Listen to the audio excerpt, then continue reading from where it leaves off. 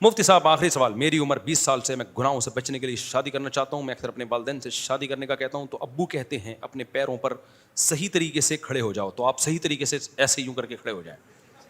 ابو بولے دیکھو میں کہاں غلط طریقے سے کھڑا ہوں, اور پیر بھی میرے اپنے, کسی سے وسیم بھائی سے میں نے ادھار نہیں لیے یہ پیر. ایک ویڈیو بنا کے ابو کو بھیج دیں. اچھا میرے بھائی صحیح طریقے سے اپنے پیروں پہ کھڑے ہو جاؤ, پھر شادی کی بات کرو, جبکہ میرا اپنا ٹائلز اور ماربل کی دکان ہے. ابے میرے بھائی میں نے جب اپنی شادی کی ہے میری تو بہت تھوڑی تنخواہ تھی. آپ کا ٹائلز اور ماربل کا بزنس ہے, اگر میرا ٹائلز اور ماربل کا بزنس ہوتا میں چوتھی شادی پہلے کرتا. میں تو لوگوں کے حالات دیکھ دیکھ کے حیران ہو رہا ہوں یار. میں بتا رہا تھا نا میرے بارے میں لوگوں نے مشہور کر دیا کہ میری یوٹیوب سے 1 کروڑ کی ارننگ ہے. تو اگر یہ جھوٹی خبر ہے, کاش یہ خبر میرے کنوارے پن میں جاری ہو جاتی, کیونکہ میرے بہت سے رشتے ارننگ دیکھ کے ریجیکٹ ہوئے ہیں کہ مفتی صاحب دکانیں پکوڑوں کی, دکانیں باتیں کروڑوں کی اور دکانیں پکوڑوں کی.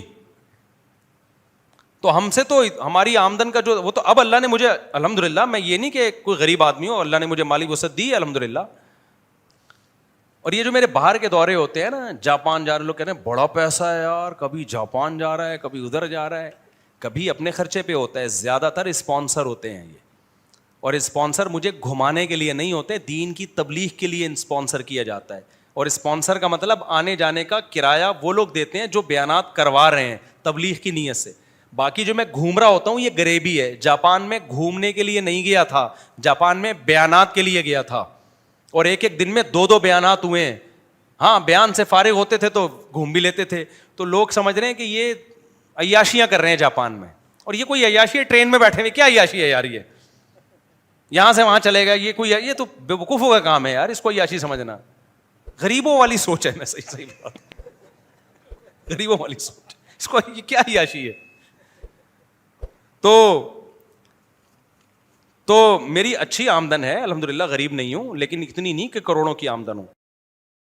اچھا میں یہ جاپان والی بات مکمل کر دوں کہ لوگ اسپانسر کرتے ہیں اکثر و بیشتر تبلیغ کے لیے, لیکن میرے بیانات کا کوئی پیسہ نہیں ہوتا.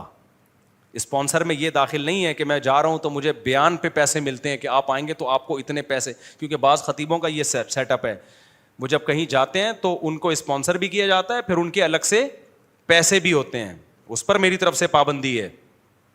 سمجھتے ہو کہ نہیں سمجھتے بھائی؟ ٹھیک ہے آپ بلا رہے ہو تو آپ خرچہ دے دو, اگر آپ بیانات رکھوانا چاہتے ہو تبلیغ کی نیت سے میں آ جاؤں گا, بس اس سے زیادہ نہیں ہے. باقی کوئی کسی اپنی خوشی سے تو کوئی کسی کو بھی گفٹ دے سکتا ہے. وہ تو یہاں بھی لوگ آتے ہیں, کوئی مٹھائی کا ڈبہ لے کر آ رہا ہے, کوئی پیسے لے کر آ رہا ہے, کوئی حلوہ لے کر آ رہا ہے, کوئی چاکلیٹ لے کر آ رہا ہے, وہ تو ایک الگ سی چیز ہے, وہ تو باہر ملک میں بھی ہو سکتا ہے. لیکن میرا کوئی بھی بیان, جتنے بھی میری تبلیغی سفر ہے سارے فری میں ہیں. بہت زیادہ یہ ہوتا ہے کہ وہ آنے جانے کا خرچہ اور وہاں رہائش کا خرچہ وہ لوگ اٹھاتے ہیں, وہ بھی خرچے کی صورت میں نہیں, رہائش دے دیتے ہیں. اکثر تو میں گھروں میں ہی رہتا ہوں, ہوٹلوں میں نہیں رہتا میں. ہاں کبھی ایسا بھی ہوتا ہے کہ میں اپنے خرچے پہ چلا جاتا ہوں, کبھی ایسا بھی ہوتا ہے. بعض جگہوں پہ تو ایسا ہوتا ہے کہ میں تبلیغ کی ضرورت محسوس کرتا ہوں, وہ جب مجھے بلاتے ہیں تو میں ان سے کہتا ہوں اگر آپ کرایہ نہیں اٹھا سکتے تو یہ کہ میں خود اپنا کرایہ خرچ کر کے آؤں گا. یعنی یہ جو تبلیغ کے میرے دورے ہیں یہ کوئی پروفیشنل نہیں ہے, جو میرا ارننگ سورس آف انکم نہیں ہے یہ. کیونکہ لوگ یہ بھی سمجھتے ہیں کہ شاید یہ مولانا لوگ جو جا رہے ہوتے ہیں نا اتنی تبلیغ کے لیے, تو یہ ان کو کوئی, یہ دین کی تبلیغ فری میں ہوتی ہے. ایک ہندو نے میرے بیان, جاپان والے بیان میں نیچے کمنٹس کیے ہوئے تھے کہ یہ مسلمانوں کے مذہبی رہنماؤں کو دیکھو کیسے دنیا پرست ہیں, کتنی عیاشی, کبھی جاپان جا رہے ہیں, کبھی آسٹریلیا جا رہے ہیں, کبھی ملیشیا جا رہے ہیں, کبھی تھائی لینڈ جا رہے ہیں, اور ہمارے پنڈت دیکھو. ایک ہندو نے کمنٹس کیے ہوئے تھے ہمارے پنڈت دیکھو. تو میں اس طرح کے ہندوؤں سے یہ بات کہنا چاہتا ہوں کہ یہ اسلام کے زندہ ہونے کی دلیل ہے.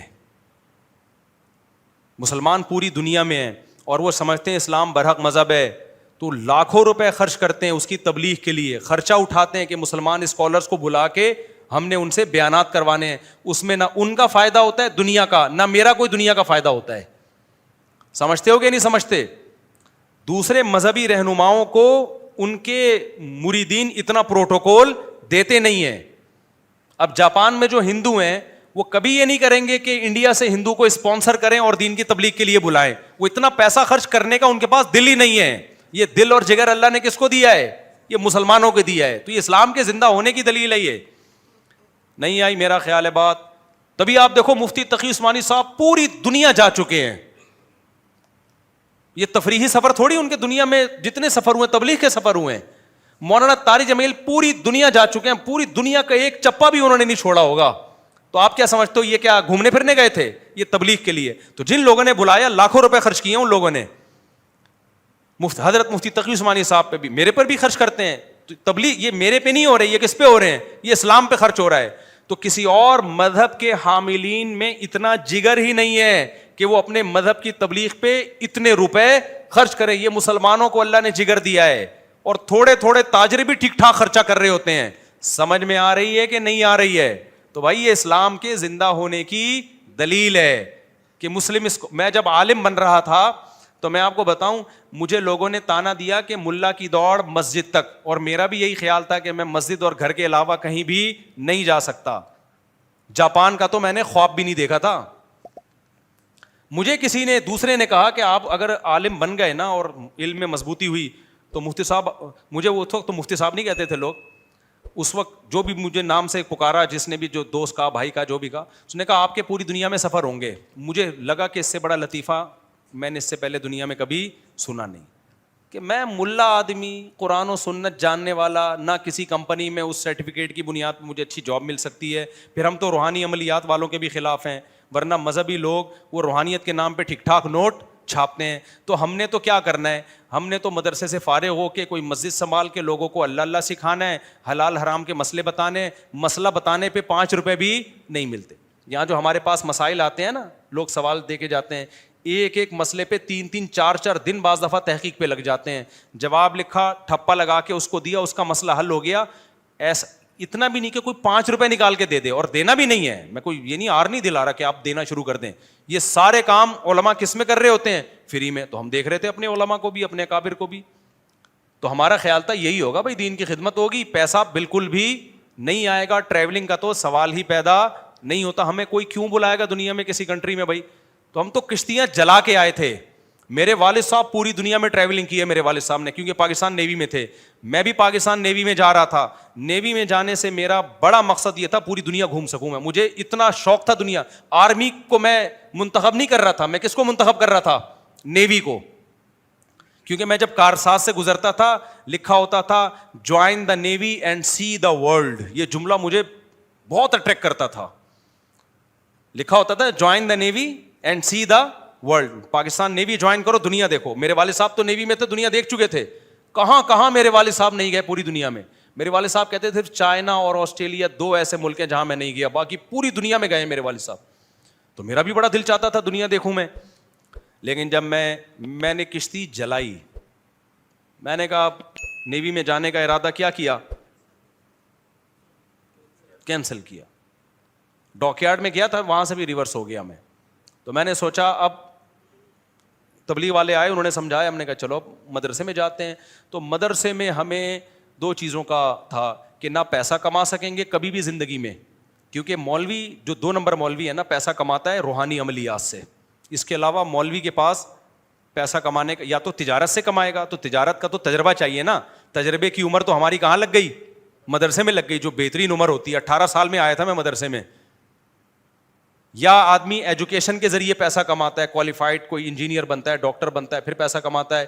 تو ہم تو جو علم حاصل کر رہے تھے وہ دین کا علم تھا, اور دین کے علم کے سرٹیفکیٹ, میرا جو سرٹیفکیٹ ہے, کہیں بھی مجھے کسی قسم کی جاب ملنے کا اب تک کوئی چانس بولو ہے ہی نہیں. پاکستان میں عالم کے سرٹیفکیٹ پہ کوئی جاب ہی نہیں ہے. تو ہم تو آئے تھے, اب ہمیں تو سب سے پہلے خطرہ ہوا کمائیں گے کہاں سے, کھائیں گے کہاں سے. گھومنا تو گیا تیل لینے, گھومنا کہاں گیا, دنیا گھومیں گے. وہ تو ہمیں پہلے ہی پتہ چل گیا کہ اب ہماری دوڑ مسجد مدرسہ, لیکن لوگوں کو حلال حرام بتائیں گے. ہمارے حضرت نے اتنا باطل فرقوں کے خلاف کام کیا, بھائی کوئی باطل اٹھے گا تو اس کے خلاف ہم کام کریں گے. تو اس نیت سے ہم نے علم حاصل کیا. کوئی نیت ہماری دنیا الحمدللہ شامل ہو ہی نہیں سکتی تھی, کیونکہ فیوچر تاریخ تھا دنیا کے لحاظ سے. تو ہمارے حضرت نے ہمیں حوصلہ دلایا, فرمایا ملا کا رزق. پہلا بیان حضرت کا کیا ہوا؟ ملا کا رزق. اللہ نے, حضرت نے فرمایا اللہ پہ اعتماد توکل کر کے کشتیاں جلا کے آؤ, علم حاصل کرو, رزق تمہارے پیچھے بھاگے گا, دوڑے گا. تم آگے آگے, روزی پیچھے پیچھے.